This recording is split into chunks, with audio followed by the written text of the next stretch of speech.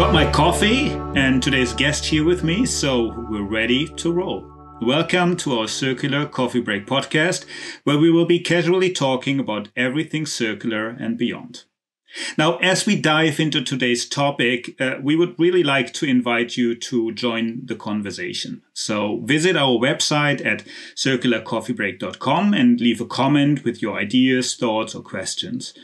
Your engagement is actually what shapes our discussion and helps us to cover the topics and issues that matter most for you.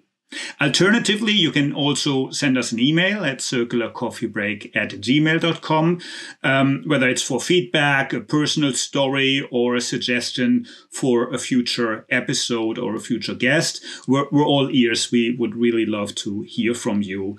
Your input is invaluable in making the Circular Coffee Break podcast a space for really meaningful and interesting conversations that help us to develop our understanding of circular economy and sustainability topics.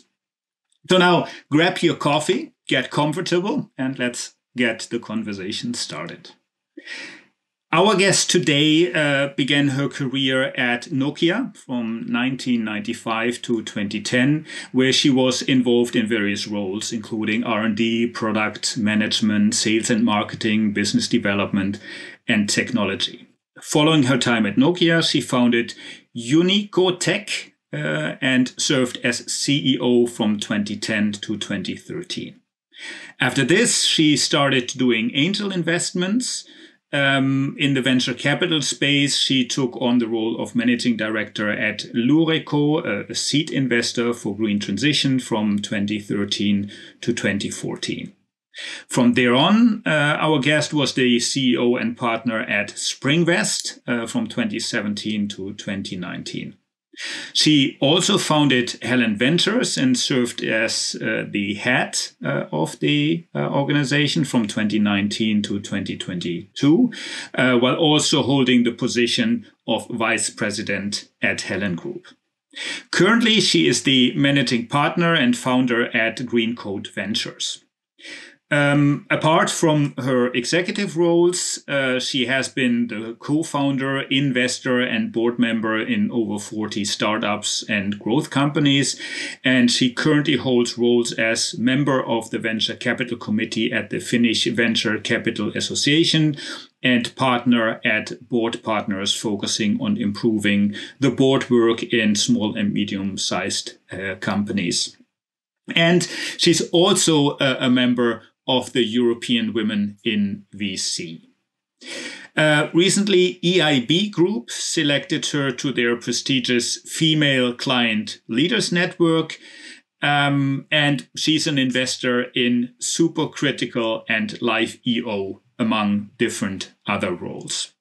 And if all of that wouldn't be enough, she also holds a PhD in international business from the Aalto University. As you can see from the list, we have a very, very busy guest today, so I'm really happy to have her on the show and for her to take some time out of her busy schedule to talk with us today. Welcome to the show, Terhi Vapola. And thanks for having me. So thank you very much. Really impressive list. You've been doing a lot of things and you're doing a lot of things around VC, around investment, community. Now, can you share maybe as a starting point your insights on the role of venture capital in driving innovation for sustainability and circular business models, an area that has been growing now for years and I think has been raising the attention of investors recently, specifically as there is more attention. So what's your thinking about the role that venture capital has in this space? So I see venture capital as a catalyst and growth accelerator for innovation. So especially players like us who are focusing on impact investing, so focusing on making a difference and making a mark, in our case, into the planet. So obviously, if we invest in companies who are working on circular economy business models and bringing those products into markets, and in addition to funding, we can also provide the insights and know-how on that sector. So then we can help them to grow faster.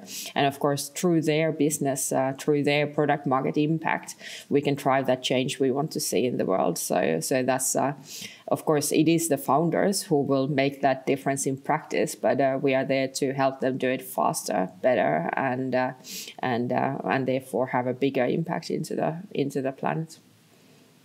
Interesting. Yeah, I think it's all about acceleration and basically making sure we're getting there in a fast amount of time. Now, before we press record, you mentioned that you're continuously on the lookout for startups to basically add to your portfolio, but also for investors to basically join forces with and basically increase the impact that you can have with the investments and accelerate. Now, how do you see this triangle between the startups, the investors, and you as the VC in basically enabling that acceleration? How do you see the roles of the different parties, and how do you feel they can best work together to create the biggest impact? I believe that the impact, you first of all need to have a founder who is fully dedicated, wants to make a difference, has the capabilities, know-how in the sector they are working on, and also the drive and tendency to actually make it happen. So has the capability to be the visionary as well as very good at providing traction and results. So there's without that you have nothing. So that's the fundamental number one. But then working with the players like VCs, we have, of course, we see thousands of companies in this space, and even in the same space where they are working on, we normally see multiple of other startups before we decide which one we invest in. So we know the kind of small differences in business models. We understand the customer market. We understand the sector they are working on, and we also have this pattern recognition capability of what normally indicates certain early warning signs or good signs on how the strategy or tactics are working. So that provides the capability to be able to first grow faster, because you can be able to build on the shoulders of others and learn from others, but then also the early warning signs, so that you can do things on a time, because many times, of course, challenges are that you realize there are problems too late, and therefore, of course, you don't anymore have money or time to act. So I think that kind of a you could say critical sparring partner is the role what we can provide for the founders. We will not be the founders, so we obviously are not in there for operational. So we are not 24/7 in any of the businesses, but then of course we can help them to leverage out of that experience when we see a portfolio of companies, and in a market wise, of course, we are constantly scanning for startups, so we see that whole ecosystem. And of course, what we then promise is that we bring that know-how to the benefit of our portfolio companies. Interesting. And I agree. I think very often it's this sparring, it's asking the right questions, being able to contextualize a lot of the things in the bigger context of the portfolio of other companies that you've been seeing. Now, related to that, when you select the companies, the startups for your portfolio, how do you assess the potential of a startup? So you already mentioned a little bit the pattern recognition and basically understanding the industry, but how, in terms of their contribution to circular economy, to the impact, for example, how do you measure them? How do you assess them? And what are some of the key factors you're looking at? You already mentioned actually the founders or the founding team, but are there other factors you're looking at specifically when it comes to understanding circular impact and the contribution to circularity? So as mentioned, we are an impact fund, so SFDR Article 9 in the European regulatory perspective. So that means that we always strive for two goals. So we always do the same as any other VC, so looking at the best possible financial returns, and we make no compromises there. But at the same time, we have the double hurdle. So we want to make an impact to the planet. And related to that, when we are assessing the companies and looking at the deal flow, we always look at the capability to make a difference in the environmental matters. We look at it more broadly, so we don't only measure CO2 emissions potential or like one measure, but we basically look at it from a multitude of perspectives.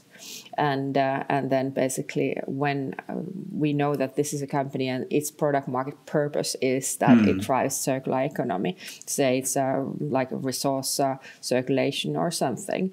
So we look at its capability to actually succeed in that product market, what they want to drive into the market to their customers, and then assess the capabilities related to that.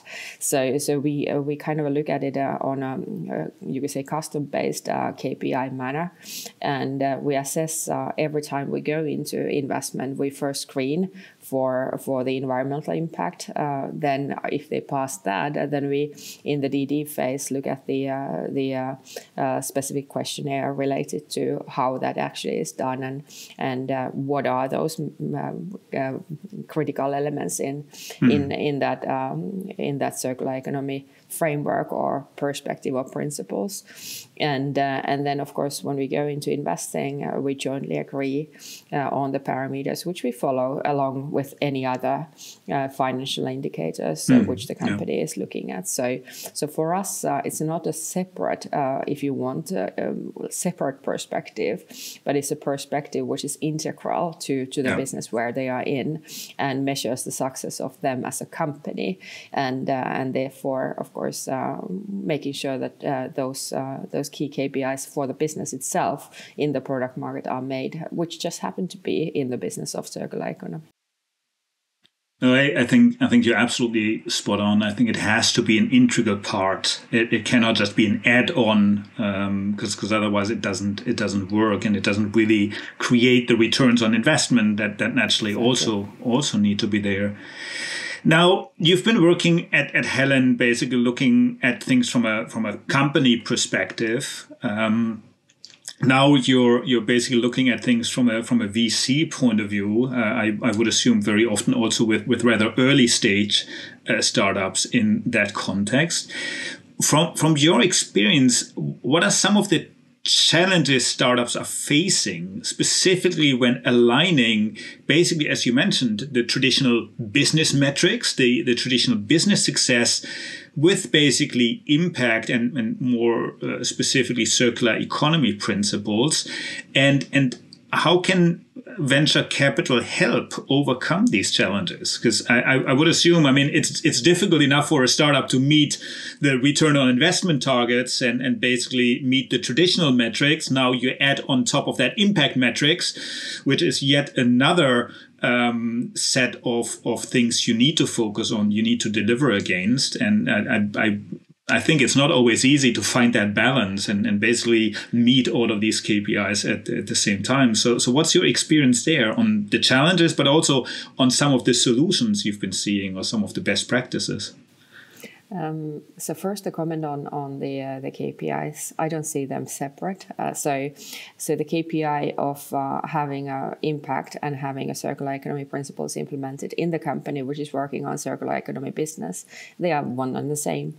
So so maybe it's a megatons you can process, or maybe it's the amount of like a material which goes through, or maybe it's like products which are refurbished, number of them which go into the market again instead of going into trash. So those are the same metrics which you would anyways use to measure on the success of the business, and then of course these two are completely aligned. So I think that's one of the things about the metrics. So it's not on top, but it's what you anyways have. But that of course means that we look at a certain subset of startups which actually are in the purpose. The purpose of their business is in this field, and of course we invest green transition, so it's wider than just circular economy. But in circular economy, it needs to be circular economy. So then, if you think about that in particular, so I think one of the biggest challenge is that those value networks, they are not even value chains, but value networks and ecosystems don't exist. So very rarely you as a company can have a control of all of the aspects which are absolutely mandatory to your business. So it could be that you realize that somebody else's side stream is your valuable business, but you need to get that side stream. And if it's not the core business for them, it is not the core business for them to optimize either. So how do you get the motivation, for example, for them to provide and make if they would need to make some changes in order to enable your business to happen?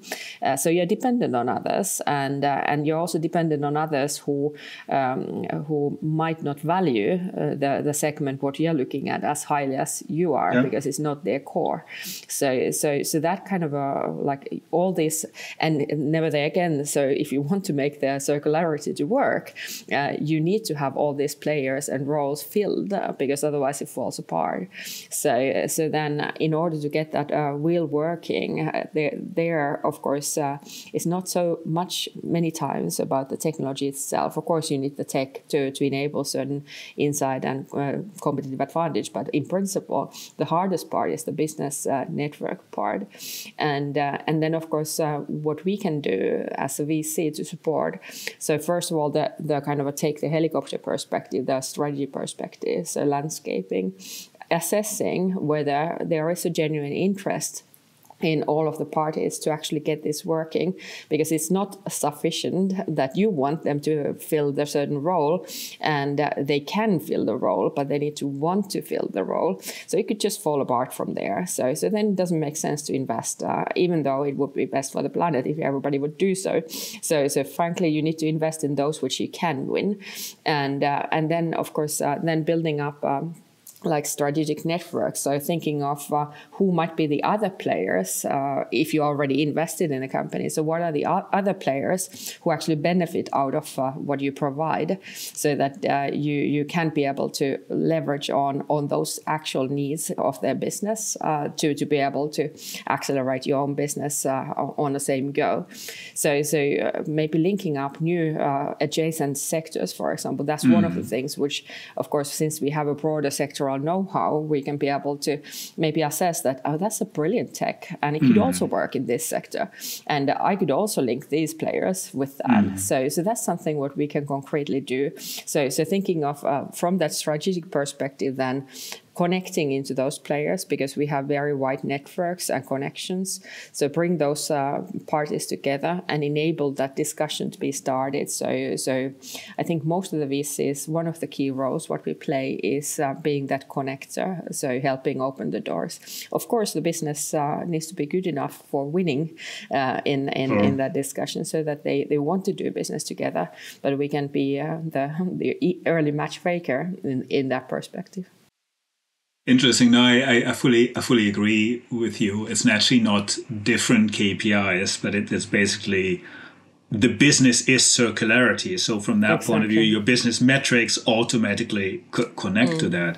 At the same time, I agree with you. There's a lot of the questions that we try to answer are systemic. I mean, if you look at why does the deposit system for bottles and cans work? It works because there's a regulation that basically is demanding it. There's companies basically working together to make it happen, both on the producer side as well as the technology side, as well as Palpa as then basically the coordinator of the ecosystem.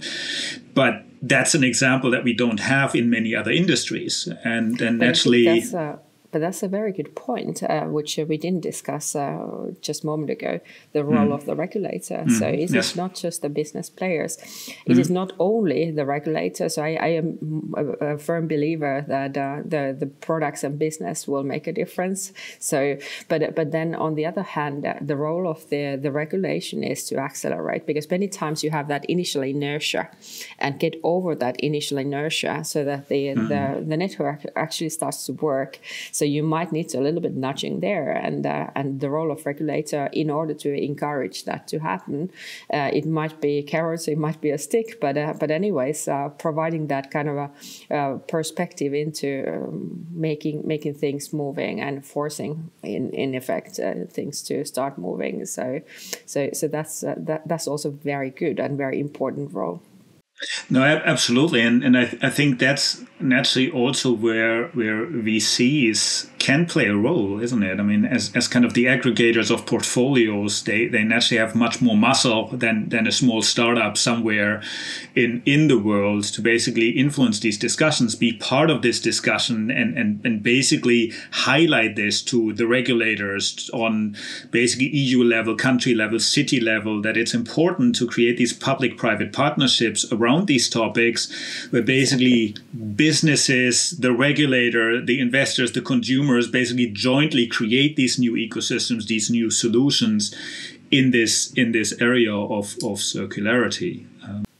And also the role of what the public-private partnership, so thinking of the municipalities, for example, in the circular economy, that's a very important role to you could be a first customer to enable certain things to take place.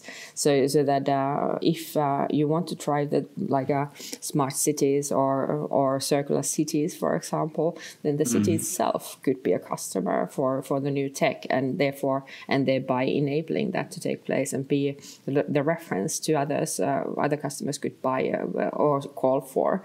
So that kind of roles are also very important, I think.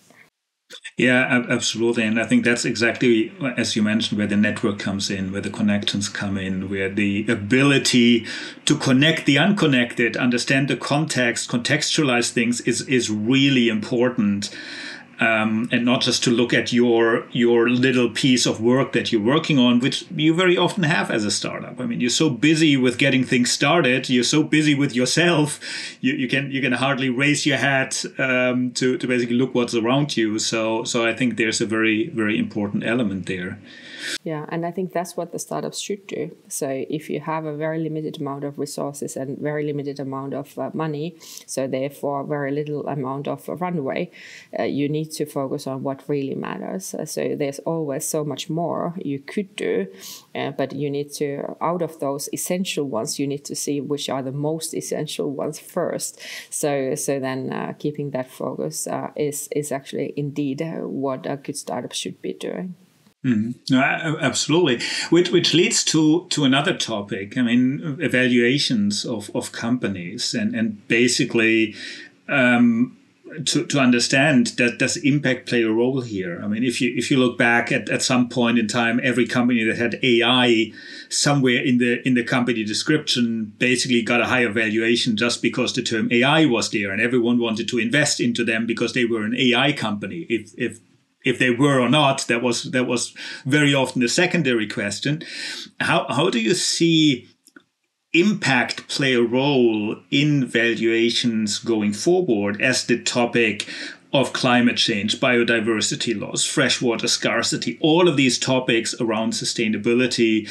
And now I only mentioned the environmental side. There's a huge list of social sustainability problems that need solving as well. How do you see impact valuation in that context? What role do you feel does impact play in valuations today, and do you see that will change going forward? How important will it be for companies to consider this in their setup, startups specifically?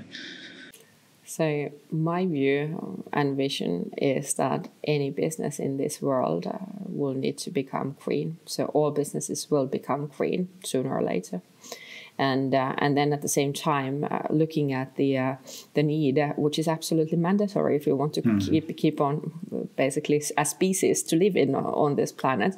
So we need to invest in certain things to make sure that we don't destroy ourselves and the planet on the go. So therefore, for example, McKinsey figures we should be investing 9.2 trillion euros annually on green transition in order to get those things done.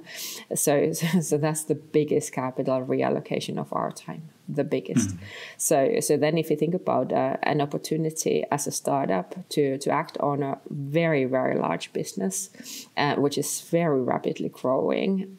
So obviously it is not about being the next hype, but it's about, which sometimes gets the valuations up, but it is about a mega trend, which absolutely are mandatory without a question needs solutions for, and those solutions for will demand so they are customers which need to have those in place, and therefore it's a fantastic opportunity to build a company on, and therefore of course the potential of the company who works on solutions which actually dramatically enables that to accelerate or take place, or brings the tech which enables certain things to happen, then obviously can call a high valuation, because the potential of making a very large and profitable company is tremendous. So I think that goes on into this kind of understanding the underlying factors of which business the company is in. I unfortunately think that just being like an impact, so working on issues which are important to the planet by itself, is not a necessary condition to have the valuation go up. It is about the impact you can create with your business, which provides sustainable competitive advantage and returns, and that opportunity in this space of green is very high. So therefore it's a great opportunity to build a startup to high and command for high valuations as well. Of course, you need to think of, as a VC, we don't invest on just on a potential. So we invest on rational principles. Yeah. So then also we have had this situation sometimes that the companies over-expect their valuation, or expect that to be since there is a little bit of hype in the climate tech at the moment, so they expect that we would pay for that hype. But at the same time, we know that in many cases, they are not the only company solving certain particular problem, because quite often smart people around the world figure out the same problems at the same time, because the same conditions exist. And therefore, of course, it doesn't make sense for us as a professional investor to pay anything else what is actually the market price and what makes sense economically also. So I think that's also like responsibility of the VCs as well, to kind of not jump into the bandwagon, but kind of be cautious and pragmatic when we are looking at these opportunities.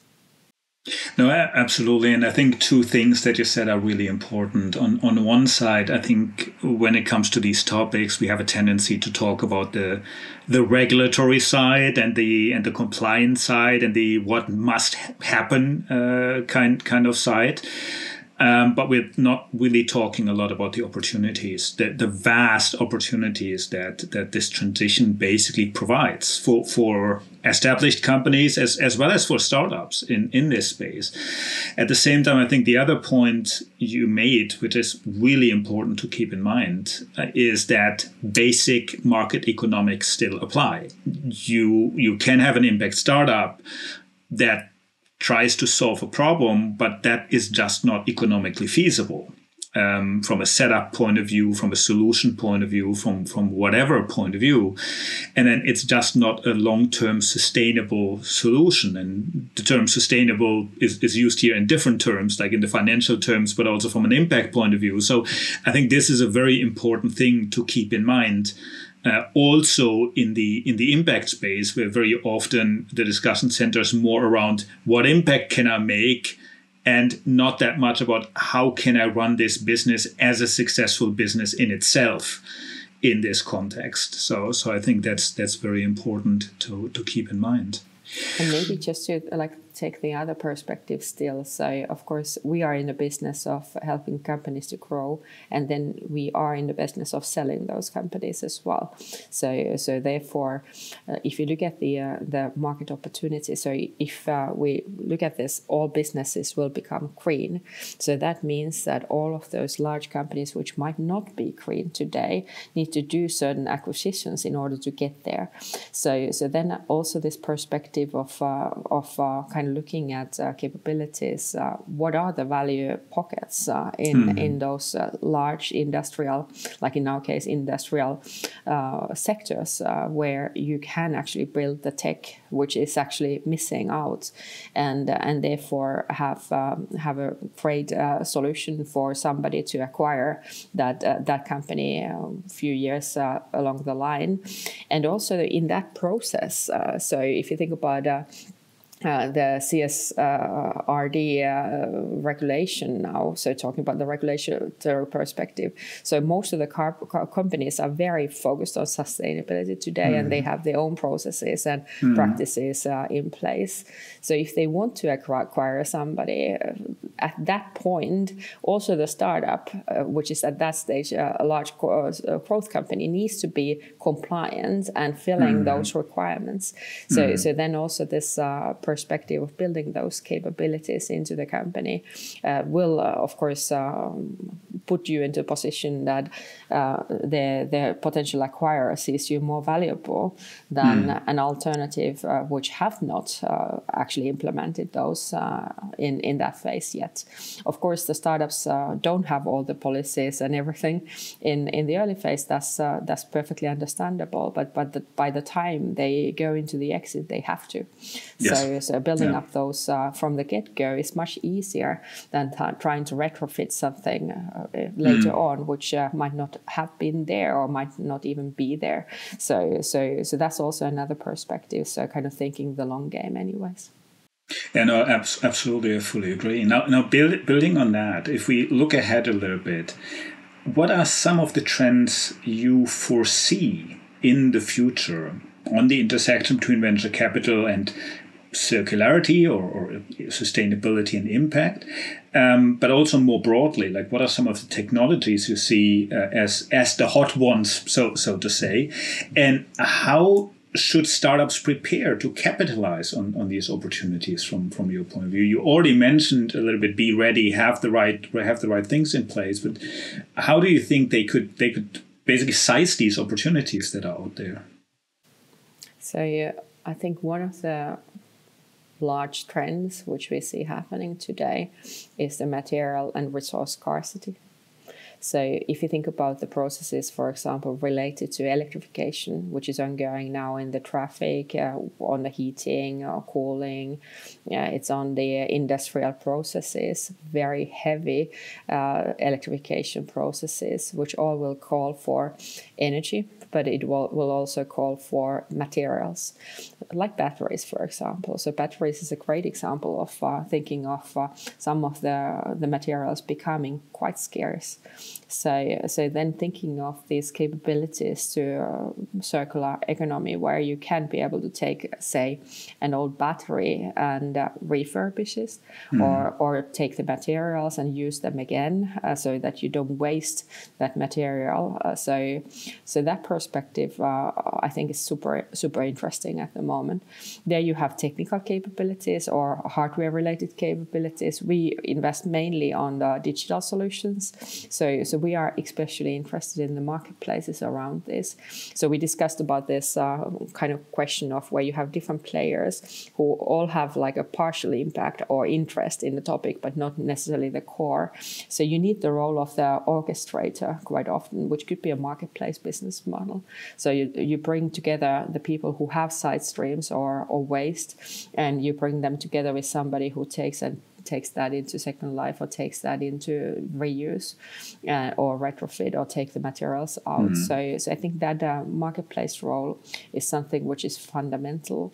It's not easy, so it's a difficult business model. Technically not very complex, but it's a two-sided market, so that makes it more complex on a business level.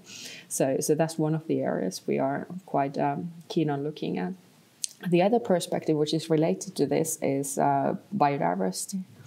So I think we are currently, a lot of companies have, if you think about like carbon footprint, has now been quite well, I feel there are a lot of very good development already, which is ongoing.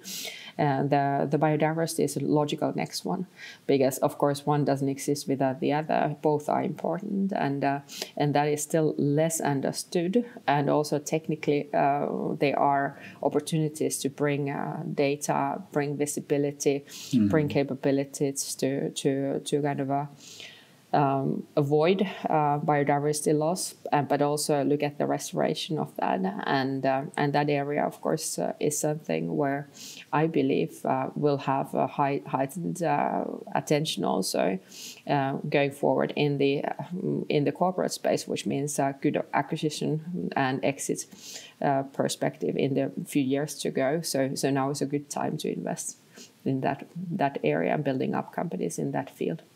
Same. Now, the coffee is empty, and it's unfortunately time to wrap up this episode of the Circular Coffee Break. Terhi, if startups, if investors are interested to basically hear more, discuss a cooperation, where can they best reach you? So on our website, there's an email address. So that always reaches the whole team of us. So would be very delighted to hear more. Looking forward to those discussions. Okay, cool. Perfect. We'll add the webpage address in the show notes, so you can pick it up from there and get in contact with Terhi and the team. Thanks a lot, Terhi, for joining me today. Really interesting to talk about the role of VC and how you see the world from that context. Thanks a lot. As for closing off, a big thank you also to all of you out there listening for tuning in today. If you've enjoyed the podcast today, please consider leaving a positive review on your podcasting platform of choice. Your support is very important for us to build the Circular Coffee Break community and in reaching more listeners who share our joint passion for circularity, sustainability, and impact. Also, please don't forget to follow the Circular Coffee Break on LinkedIn to stay up to date on future episodes. By connecting with us on LinkedIn, you'll be part of the growing network of like-minded people, basically dedicated to making the world a little bit more circular, and you will be in the loop of all the future episodes that we have planned. Thanks once again for being part of the podcast, and I'm looking forward to seeing all of you here at the Circular Coffee Break podcast.